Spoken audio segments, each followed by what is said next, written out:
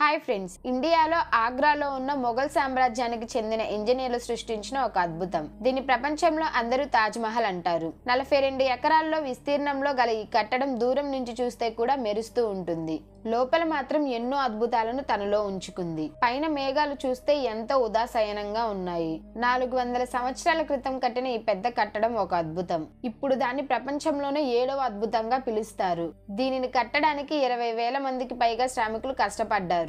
ఈ కట్టడం కట్టడానికి పగలు రాత్రి దాదాపు 22 సంవత్సరాల పాటు శ్రామికులు తమ చెమటని తమ రక్తాన్ని దారగా పోశారు. ఒకవేళ ఇప్పుడు దానికి వెలకడితే $1 బిలియన్ ఉంటుంది. అంటే 75,000 కోట్లకు పైగా ఉంటుంది. ఎందుకంటే ఈ కట్టడంలో గల నైపుణ్యాలు ఆ రోజుల్లో మొఘల్ ఇంజనీర్లు సృష్టించిన అద్భుతాన్ని ఈ రోజు కూడా ఇంజనీర్లు పొగుడుతూ ఉంటారు. ఈ తాజ్ మహల్ ని ఎలా నిర్మించారంటే, మెయిన్ డోర్ నుంచి వెనక వైపుకు చూస్తే అది అతిపెద్ద కట్టడంగా కనిపిస్తుంది. మెయిన్ డోర్ నుంచి ఎప్పుడైతే దాని దగ్గరకు వెళ్తూ ఉంటామో దాని పరిమాణం చిన్నదిగా కనిపిస్తుంది. తాజ్ మహల్ కి 4 వైపులా ఉన్న స్తంభాలు బయట వైపు కొంచెం వంగి ఉంటాయి. బయట నుంచి చూస్తే ఇవి లోపల వైపుకు వంగినట్టు కనిపిస్తాయి. ఆ స్తంభాలని అలా బయటకు వంగినట్టు కట్టడానికి కారణం అవి ఒకవేళ భూకంపాలు వస్తే అవి బయటకు పడిపోతాయి. దానితో తాజ్ మహల్ కి ఎలాంటి ప్రమాదం ఉండకూడదని, ఎట్టి పరిస్థితుల్లో కూడా తాజ్ మహల్ కి చిన్న మచ్చ కూడా ఉండకూడదని అప్పుడు కట్టిన వారు భావించారు. స్టీల్ కాంక్రీట్ లేని రోజుల్లో ఈ అద్భుతాన్ని, అలాగే పైనున్న 40 మీటర్ల డోమ్ ని ఎలా నిర్మించారు, ఇవన్నీ కూడా ఈ వీడియోలో మనం తెలుసుకుందాం. వీడియో చాలా ఇంట్రెస్టింగ్ గా ఉంటుంది, అందుకని వీడియోని ఎక్కడ స్కిప్ చేయకుండా ఎండ్ వరకు చూడండి. మరి ఇంకెందుకు ఆలస్యం, let's start our today's episode. ఈ ఆలోచన 1607లో అంటే మొఘళ్లు పాలిస్తున్న కాలంలో సంయుక్తంగా ఉన్న ఇండియా పాకిస్తాన్ లో మొదలైంది. మొఘల్ రాజవంశంలో అందరికన్నా చిన్నవాడైన కొడుకు షాబుద్దీన్ మహమ్మద్ ఖురాన్ 15 సంవత్సరాల వయసు రాగానే ఆగ్రాలోని ఒక రాజప్రసాదంలో బ్రహ్మాండమైన విందు ఏర్పాటు చేశారు. ఈ కొడుకు అంటే రాజుకు ఎంతో ఇష్టం. అందుకనే ప్రతి సంవత్సరం కొడుక్కి పుట్టినరోజుకి వజ్ర వైడూర్యాలు బహుమతిగా అందచేసేవాడు. అది ఎలా అంటే, కొడుకు ఎంత బరువు ఉంటే అంత బంగారాన్ని అతనికి అందజేసేవాడు. కానీ ఈ పుట్టినరోజు సందర్భంగా ఈసారి ఏదైనా విశిష్టమైనది ఇద్దామనుకున్నాడు. విషయం ఏంటంటే, తనకిష్టమైన కొడుకుని తన స్నేహితుడు కూతురు ముంతాజ్ కిచ్చి పెళ్లి చేశాడు. వాళ్ళిద్దరికీ మొదటి చూపులోనే ఒకరంటే ఒకరికి ఇష్టం ఏర్పడింది. అప్పుడు ఎవరికీ తెలీదు వీరిద్దరి మధ్య ఉన్న ప్రేమ ఈ ప్రపంచంలోనే శాశ్వతంగా నిలిచిపోతుందని. ఇంకో 10 సంవత్సరాలు ఎన్నో యుద్ధాలు చేసి విజయాలు సాధించాడు. ఈ విజయాలను చూసి పొంగిపోయిన తండ్రి కొడుక్కి ఒక బిరుదిస్తాడు. దాని పేరే షాజహాన్. దీని అర్థం ఏంటంటే ప్రపంచంలోనే రాజు. షాజహాన్ కి 6 భార్యలు ఉండేవారు. వారందరూ రాజప్రసాదంలో ఉండేవారు. షాజహాన్ ఎక్కువగా ముంతాజ్ ని ప్రేమించేవాడు. అందుకే తను ఎక్కువ సమయాన్ని ముంతాజ్ తోనే గడిపేవాడు. కాలం చాలా వేగంగా వెళ్ళిపోతుంది. 4 సంవత్సరాల తర్వాత అంటే 1621లో షాజహాన్ తండ్రి చనిపోతాడు. అప్పటికే రాజ్యంలో తండ్రికి తగ్గ తనయుడుగా పేరు తెచ్చుకున్న షాజహాన్ తండ్రి చనిపోయిన 7 సంవత్సరాల తర్వాత మహారాజుగా బాధ్యతలను స్వీకరిస్తాడు. ఇండియా, పాకిస్తాన్ తో పాటు ఆఫ్ఘనిస్తాన్, ఇంకా కొన్ని ప్రదేశాలను కూడా షాజహాన్ పరిపాలించేవాడు. నిర్ణయాలన్నీ షాజహాన్ తీసుకునేవాడు. ముంతాజ్ వెనుక ఉండి తన సలహాలను ఇచ్చేది. ఈ సంతోషం ఎక్కువ రోజులు ఉండదని ఎవరికీ తెలియదు. షాజహాన్ బాధ్యతలు తీసుకుని సంవత్సరం అయ్యింది. ఈ లోపే శత్రువులు దాడి చేశారు. దాదాపు 2 సంవత్సరాల పాటు యుద్ధం కొనసాగింది. ఈ యుద్ధంలో కూడా షాజహాన్ పూర్ణ విజయం సాధించాడు. ఈ విజయాన్ని ఆస్వాదించకుండానే షాజహాన్ కి ఒక చెడు వార్త వచ్చింది. తన ఇష్టసఖి అయిన ముంతాజ్ తన 14వ సంతానాన్ని జన్మనిస్తుండగా ఆమె పరిస్థితి విషమించింది. 17 జూన్ 1631లో ముంతాజ్ చనిపోయింది. ఈ ప్రభావం షాజహాన్ మీద బాగా పడింది. షాజహాన్ జీవితం చీకట్లోకి వెళ్ళిపోయింది. షాజహాన్ 8 రోజుల పాటు ఆహారం తీసుకోలేదు. 2 సంవత్సరాల పాటు అత్తరు కూడా వాడలేదు. ముంతాజ్ చనిపోయే ముందు ఆఖరి కోరిక తన స్మారక చిహ్నం ఒక అందమైన ప్రదేశంలో ఉండాలని. భార్య కోరిక తీర్చడానికి మిగిలిన సమయాన్ని తనకున్న ధనాన్ని వినియోగించాలని షాజహాన్ నిర్ణయించుకున్నాడు. 1632లో తాజ్ మహల్ నిర్మాణానికి పూనుకున్నాడు. షాజహాన్ 20,000కు పైగా శ్రామికులు, శిల్పుల్ని, వివిధ రకాల నైపుణ్యం గల వారిని ఒక దగ్గరకు చేర్చాడు. యమునా నది తీరాన ఈ తాజ్ మహల్ నిర్మాణానికి పూనుకున్నాడు. కానీ అక్కడ కట్టడం చాలా కష్టం. నది తీరంలో భూమి చాలా మెత్తగా ఉంటుంది. అక్కడ నిర్మాణం చేయడం కష్టసాధ్యం. పునాదులు తీస్తే నది తీరంలో ఉన్న నీళ్లు నిర్మాణానికి నష్టం చేస్తాయేమోననే భయం.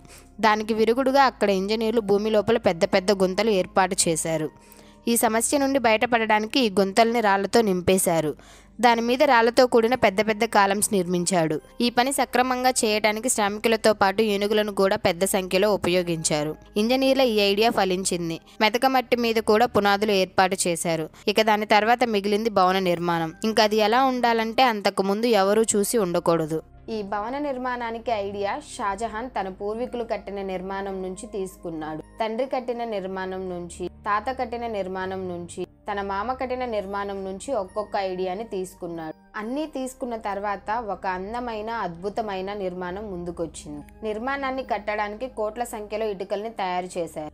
ఆ రోజుల్లో ఆ పనంత సులువు కాదు. ధనం కూడా విరివిగా ఖర్చు అయింది. చూస్తుండగానే షాజహాన్ ఖజానా ఖాళీ అవుతూ వస్తుంది. కానీ షాజహాన్కి ఇదేమీ పట్టలేదు. ఎట్టి పరిస్థితుల్లోనూ ఇది పూర్తి కావాల్సిందే అని అతని పట్టుదల. నిర్మాణానికి ఎంతమంది శ్రామికులను పెట్టారంటే ఆ చుట్టుప్రక్కల ఆహార కొరత ఏర్పడింది. చుట్టుప్రక్కల ఉండే ఆహారం మొత్తం షాజహాన్ శ్రామికుల కోసం తెప్పించాడు. ఎట్టకేలకు ఆ భవన నిర్మాణం పూర్తయింది.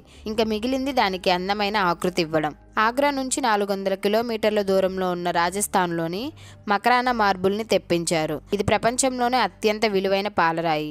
ఈ మార్బుల్ ఎవరూ కొనకుండా నిషేధం విధించారు. ఎప్పటి వరకు అంటే తాజ్మహల్ కంప్లీట్ అయ్యే వరకు. 100 ఏనుగులతో రాజస్థాన్ నుంచి పాలరాతిని ఆగ్రా రప్పించారు. తాజ్మహల్ మీద ఉన్న గోపురం అంటే డోమ్ ఎంత పెద్దదంటే మన కళ్ళతో చూస్తే ఏమీ అర్థం కాదు. ఇప్పుడు కావాలంటే ఇట్లాంటి డోమ్లు ఇప్పుడున్న టెక్నాలజీతో అంటే స్టీల్తో నిర్మించవచ్చు. కానీ ఆ రోజుల్లో ఇవన్నీ ఏమీ లేవు. ఆ డోమ్ నిర్మించడానికి కేవలం రాళ్లు మాత్రమే ఉండేవి. ఆ రోజుల్లో ఉన్న ఇంజనీర్ల పనితనాన్ని ఈ రోజుకు ప్రశంసిస్తారు. తాజ్మహల్ ఫినిషింగ్ కోసం అత్యంత ఖరీదైన రాళ్లని వాడారు. రాళ్లని అందంగా డిజైన్ చేయడం, నిదానంగా మార్బుల్ని చెక్కడం, ఆ తర్వాత అందమైన రాళ్ళని దాంట్లో పెట్టడం, ఇదంతా చాలా అద్భుతంగా కొనసాగింది. ఇది అనుకున్నంత తేలికేమీ కాదు. షీరా లెమన్ జ్యూస్ ఈ రాళ్ళని అతికించడానికి వాడినట్టు రీసెర్చ్లో తేలింది. ఇప్పుడు తాజ్మహల్ రెనోవేషన్కి కూడా ఇవే వాడుతున్నారు. మహల్లో ఉన్న మరో ప్రత్యేకత, ఇది రోజులో 4 సార్లు తన రూపాన్ని మార్చుకుంటుంది. సూర్యుడు ఉదయించే ముందు బ్లాక్ షేడ్ని, సూర్యుడు అస్తమించిన తర్వాత లైట్ ఎల్లో పింక్ కలిగి ఉంటుంది. అదే మధ్యాహ్నం పూటైతే దాన్ని చూడడానికి 2 కళ్ళు సరిపోవు.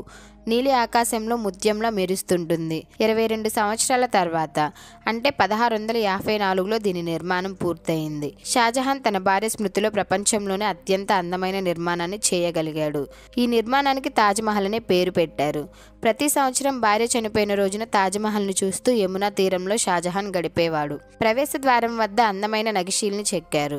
మొత్తానికి అందమైన నిర్మాణాన్ని కంప్లీట్ చేయగలిగాడు షాజహాన్. కానీ తన సామ్రాజ్యాన్ని పతనావస్థలోకి నెట్టేశాడు.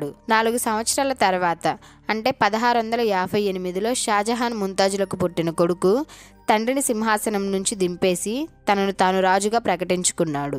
30 సంవత్సరాల నుంచి ఏలుతున్న తండ్రిని ఆగ్రాలోని ఒక జైల్లో పెట్టాడు. అదేంటంటే షాజహాన్ ఉన్న గదిలో నుంచి అంటే కిటికీలో నుంచి తాజ్మహల్ కనిపిస్తుంది. 8 సంవత్సరాల తర్వాత 74 ఏళ్ల వయసులో కారాగారంలోనే ఈ లోకాన్ని విడిచి వెళ్లిపోయాడు షాజహాన్. ముంతాజ్ని కలిసే సమయం షాజహాన్కి వచ్చేసింది. షాజహాన్ శరీరాన్ని కూడా తాజ్మహల్లోనే సమాధి చేశారు. ఇన్ని వందల సంవత్సరాలు గడిచినా అది ఇంకా ఎంతో మందికి ప్రేమ చిహ్నంగా బాసిల్లుతూనే ఉంది. మీ అభిప్రాయం ఏంటో కమెంట్ చేయండి. వీడియో నచ్చితే లైక్ చేయండి, షేర్ చేయండి. అలాగే ఇలాంటి మరెన్నో ఇంట్రెస్టింగ్ వీడియోస్ కోసం మన ఛానల్ని సబ్స్క్రైబ్ చేసుకొని బెల్ ఐకాన్ని ఆల్లో పెట్టుకోండి. నెక్స్ట్ వీడియోలో కలుద్దాం. Thanks for watching.